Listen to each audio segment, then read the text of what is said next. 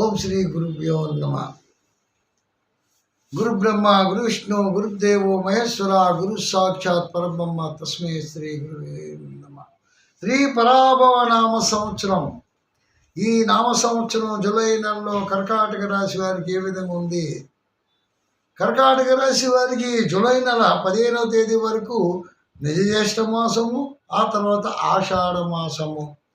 ఒక రకంగా చెప్పాలంటే గురుడు ఉచ్చ స్థితిలో కర్కాటకంలో ఉన్నాడు. ఎంత బాగున్నాడండి! గురుడు ఎంత గొప్పవాడో అంత గొప్పతనం చేసిస్తాడు. గురుడు తాలూకా ప్రభావం సామాన్యమైనది కాదు. విద్యలో బలం, ఐశ్వర్యంలో బలం, భూమి సంపాదించట్లో బలం, ఏదైనా గురు బలం అన్నది ఉండాలి. కర్కాటకానికి ఎప్పుడు కూడా గురుడు ఉచ్చస్థితిలోనే ఉన్నాడు. ఎప్పుడైతే ఉచ్చస్థితిలో ఉన్నాడో ఈ నక్షత్రం ఈ కర్కాటక రాశిలో ఉన్నటువంటి వాళ్ళు ఎవరైతే ఉన్నారో వాళ్ళకి మంచి అభివృద్ధి ఉంటుంది. పునర్వసు 4వ పాదము, పుష్యమి 1, 2, 3, 4 పాదం, పుష్యమి 1 ఉద్యోగాలకు ఛాన్స్ భలే వస్తుంది. పుష్యమి వాళ్ళకి ఈ సమయంలో ఏదైనా సరే నోటిఫికేషన్ రిలీజ్ అయ్యే వాళ్ళు అప్లై చేసుకున్నట్టుగా అయితే షూర్గా వాళ్ళ ఉద్యోగాన్ని పొందే ఛాన్సు 100% ఉన్నదని చెప్పచ్చు. అలాగే ఆశ్లేష వ్యాపారంకి, వడ్డీ వ్యాపారంకి,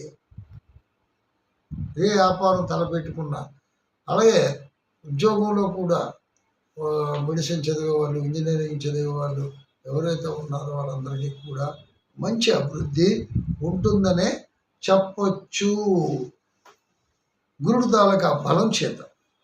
మరి గురుడు తాలూకా బలం వల్ల తలచిన కార్యములు కార్యజయం అన్నాడు. ఇక్కడ కార్యజయం చేయు కృషి వృద్ధిగా ఉండును. ఏదైనా చేస్తే ఆ కృషి అన్నది పట్టుదలతో మనం పని చేస్తున్నామో అది అభివృద్ధి పొందుతుంది. అందులో నష్టం కలగదు. అది ఫెయిల్యూర్ కాదు అని చెప్పడం ఇంపార్టెంట్.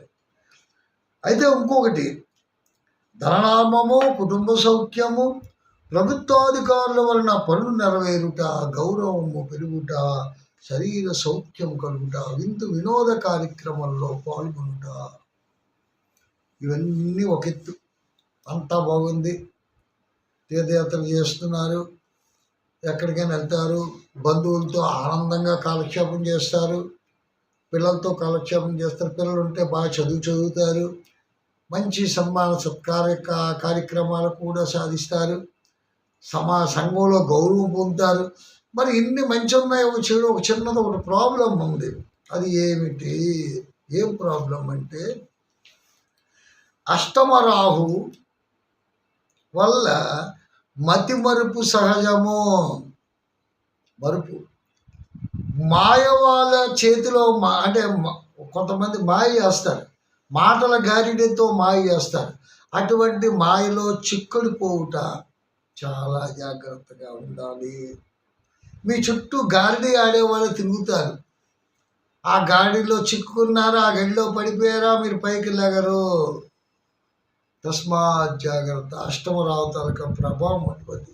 శత్రువు పొంచి ఉన్నాడు. గుప్త శత్రువు ఎప్పటి నుంచో కాసుకొని ఎప్పుడు దొరికితే అలా కట్ చేద్దాం అన్నటువంటి ఆలోచనతో ఉన్నటువంటి వ్యక్తులు. కాబట్టి అష్టమ రాహు తగు జాగ్రత్త. భాగ్యంలో శని పర్వాలేదు. పితృవంశీకుల తాలూకా ప్రాబ్లం మనకు ఉంది. వాడిది ఎలాగా ఆ ప్రాబ్లం సక్సెస్ అయిపోతుంది, దాని గురించి ఆలోచించే పని లేదు.